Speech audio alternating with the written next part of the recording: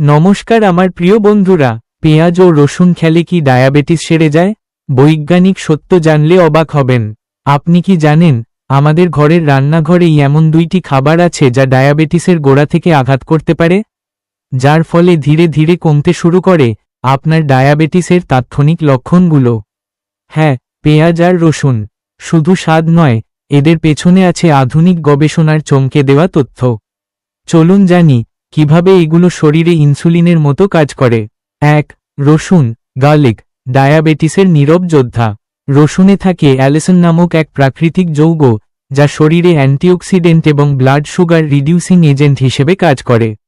গবেষণায় দেখা গেছে, রসুন ইনসুলিন সংবেদনশীলতা বাড়ায়, মানে শরীর কম ইনসুলিনেই বেশি গ্লুকোজ কাজে লাগাতে পারে। 2011 সালে জার্নাল অফ মেডিসিনাল ফুডে প্রকাশিত একটি গবেষণায় বলা হয়েছে, রসুনের নিয়মিত সেবনে টাইপ 2 ডায়াবেটিস রোগীদের রক্তে গ্লুকোজের মাত্রা উল্লেখযোগ্যভাবে কমে। 2. এবার পেঁয়াজ, অনিয়ন, স্বাদের সাথে ওষুধের শক্তি। পেঁয়াজে থাকে কোয়ারসেটিন ও সালফার কম্পাউন্ডস, যেগুলো গ্লুকোজ শোষণ কমিয়ে দেয় এবং গ্লুকোজ মেটাবলিজম ভালো করে। জার্নাল অফ নিউট্রিশন, 2009 এই প্রকাশিত এক গবেষণায় জানা গেছে, পেঁয়াজে থাকা যৌগগুলি লিভার এবং অগ্ন্যাশয়ে ইনসুলিনের কাজকে উদ্দীপিত করে। কিভাবে খেতে হবে, আসুন জেনে নেওয়া যাক। 1. রসুন খাওয়ার সঠিক উপায়। প্রতিদিন সকালে খালি পেটে 1 থেকে 2 কোয়া কাঁচা রসুন চিবিয়ে খেতে পারেন। অথবা গরম জলে রসুন ফোটানো জল পান করতে পারেন। রান্নায় অতিরিক্ত তাপ প্রয়োগ করলে অ্যালিসন নষ্ট হয়ে যায়, তাই কাঁচা রসুনই বেশি উপকারী। 2. পেঁয়াজ খাওয়ার সঠিক উপায়। সালাদে কাঁচা পেঁয়াজ ব্যবহার করুন। রান্না করলে অল্প তাপে দিন, যাতে সক্রিয় যৌগগুলো বজায় থাকে।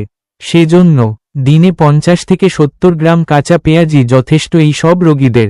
তবে অবশ্যই ডাক্তারের পরামর্শে ওই পরিমাণ খাওয়া যাবে কিনা আপনার শরীরের জন্য সেই ব্যাপারে মতামত নেবেন। একটু মনোযোগ দিয়ে শুনবেন, সতর্ক ও ভুল ধারণা বিষয়ে। পেঁয়াজ রসুন খেয়েই ডায়াবেটিস সম্পূর্ণ নির্মূল হয়ে যাবে, এটা বলা সব রোগীদের জন্য ঠিক নয়। তবে নিয়মিত সেবনে রক্তে শর্করার পরিমাণ 20-25% পর্যন্ত কমে যেতে পারে। আরেকটি কথা ভালো করে শুনবেন, অনেকের অতিরিক্ত রসুন খেলে গ্যাস্ট্রিক, মাথা ব্যথা, রক্তপাতের সমস্যা হতে পারে। যাদের ব্লাড থিনার ওষুধ খেতে হয়, তারা অবশ্যই চিকিৎসকের পরামর্শ নিন। সব শেষে বলবো, দর্শক, পেঁয়াজ আর রসুন শুধু স্বাদের জিনিস নয়, এরা আপনার রক্তে চিনি নিয়ন্ত্রণের শক্তিশালী হাতিয়ার। তবে মনে রাখবেন, খাবার ও জীবনযাপন একসাথে বদলালেই মিরাকল ঘটে।